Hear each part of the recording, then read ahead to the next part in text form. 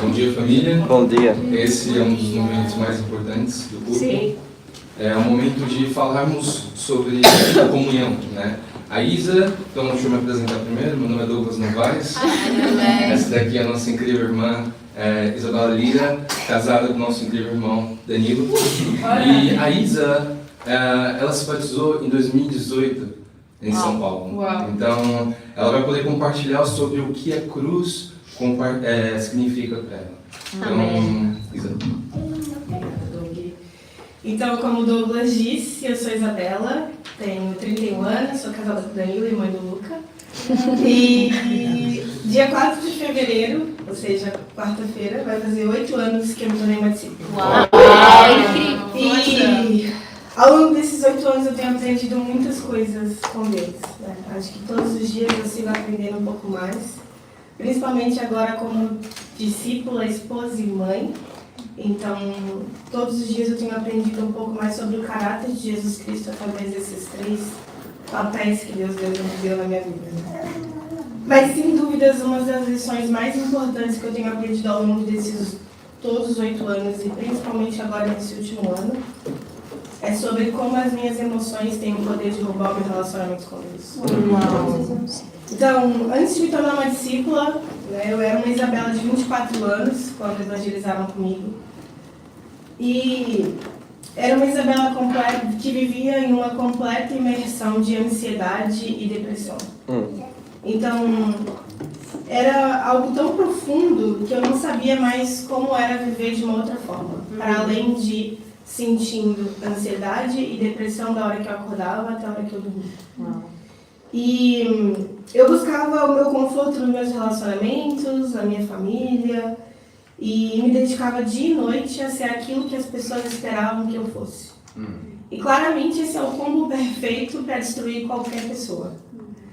E não me entregar para as minhas emoções e para a minha ansiedade foi se tornando algo tão profundo em que eu precisei buscar ajuda e logo depois veio um diagnóstico.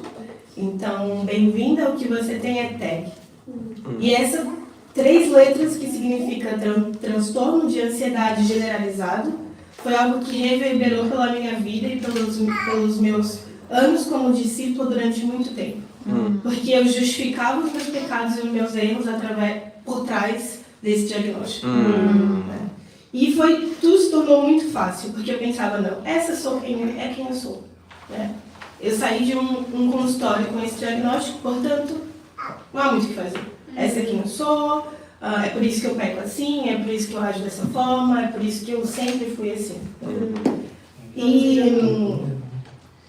a cruz de Cristo e o discipulado e o casamento, e o discipulado no casamento, me ajudaram a perceber que se esconder por trás de um diagnóstico, seja ele qual for, ou um pecado, seja ele qual for, é uma covardia frente à cruz.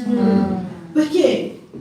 Porque todos os dias eu preciso escolher entre confiar na cruz de Cristo e me colocar aos pés dela, ou seguir as minhas emoções e aquilo que o meu coração me diz. E eu sei que essa é uma escolha que cada discípulo aqui nessa sala faz todos os dias. Né? Aquilo que eu quero, aquilo que eu sinto e aquilo que a cruz de Cristo me chama a fazer.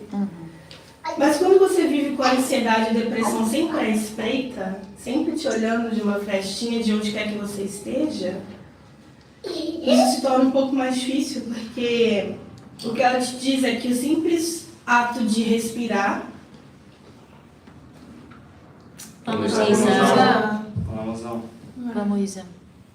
O simples ato de respirar, de puxar o ar, que é algo tão natural, pode ser muito difícil. E que nos seus momentos difíceis, você não significa nada para ninguém. Então, talvez se isso está no seu coração, obrigada Maria, as coisas podem se tornar um pouco mais intensas e complicadas.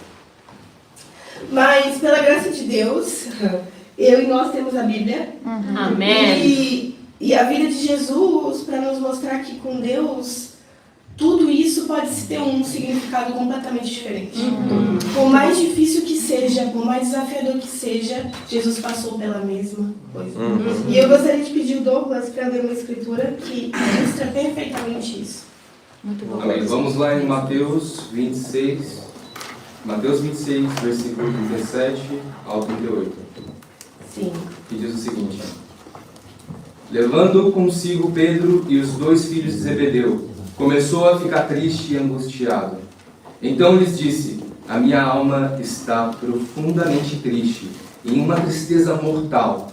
Fiquem aqui e vigiem comigo. Sim, obrigada, Douglas. Eu amo essa escritura porque todas as vezes nos meus piores momentos, em que meu coração pode estar mais triste, ou mais ansioso, ou mais deprimido, nunca vai chegar aos pés do que Jesus sentiu nesse momento. Nada que eu possa sentir na minha vida, ou que eu já tenha sentido, se compara ao que Jesus sentiu indo para a cruz. Né? E essa escritura é o exemplo perfeito de como nós devemos lidar com as nossas emoções. Né? Por quê? Aqui Jesus, ele validou as emoções dele, ou seja, em nenhum momento ele mentiu o que ele sentia ou negou o que ele sentia. Ele foi profundamente aberto sobre aquilo que ele sentia. Depois, ele não só foi aberto com as pessoas, mas primeiro ele foi aberto com Deus. E depois, ele orou até o coração dele mudar. Né? Então, ao longo dessa escritura, se você seguir lendo o capítulo, ele só se levanta de onde ele estava quando o coração dele muda. Então, muitas vezes, a gente pode se pautar pelo que nós sentimos. Eu sinto a Deus hoje, então eu estou muito animada e sou muito feliz. Eu não sinto a Deus hoje, portanto, eu nem sei mais se eu sou uma discípula. Eu tenho uma vontade absurda de dizer o quanto Deus é bom hoje, portanto, eu vou evangelizar. Hoje eu não acordei tão bem, então ninguém merece saber quem Deus é. E assim a gente pode ir seguindo a nossa vida todos os dias. Mas aqui o que Jesus fez foi o completo oposto disso. Né? Ele não deixou de sentir, não disse que as emoções dele eram inválidas ou não eram necessárias naquele momento. Mas o que ele fez foi levar para Deus, levar ao pé da cruz. Chamou pessoas para sentir a dor dele com ele. Né? E decidir seguir a Bíblia e as convicções que nós temos como discípulo todos os dias é algo que nós não percebemos, mas nós já fizemos no dia em que calculamos o custo de seguir a Deus. Né? Talvez no dia em que nós calculamos o custo e que eu calculei, eu não estava tão emocional assim. Talvez nesse dia eu estava animada, eu ia ser batizada, eu ia confessar que Jesus Cristo era meu Senhor e Salvador, mas o cálculo de custo foi feito. Para dias bons e dias ruins. Né? Muito bom. Então, o que eu quero muito animar vocês, eu vou pedir o Douglas para ler mais uma outra escritura. E a próxima escritura está em Provérbios, capítulo 3, versículo 5, que diz o seguinte: confie no Senhor de todo o seu coração e não te apoies no teu próprio entendimento. Sim. Essa escritura é uma das escrituras que mais me ajuda nos momentos em que eu sou tendenciosa a querer seguir o meu coração e as minhas emoções, que são muitos, inclusive. Mas o que essa escritura diz para cada um de nós é para não nos apoiar no nosso coração, naquilo que a gente sente. Aquilo que nós sentimos, na maioria das vezes, não é verdade. E é o que essa escritura diz. É verdade.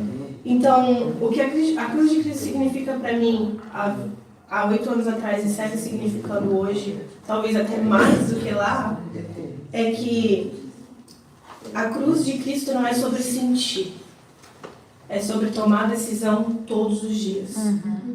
E isso é o que vai fazer a gente chegar no céu um dia. Se apoiar nas suas emoções vai fazer você cair da fé todos os dias, um pouco mais. Olhar para a cruz de Cristo vai permitir você chegar no céu aprovado um dia. Amém.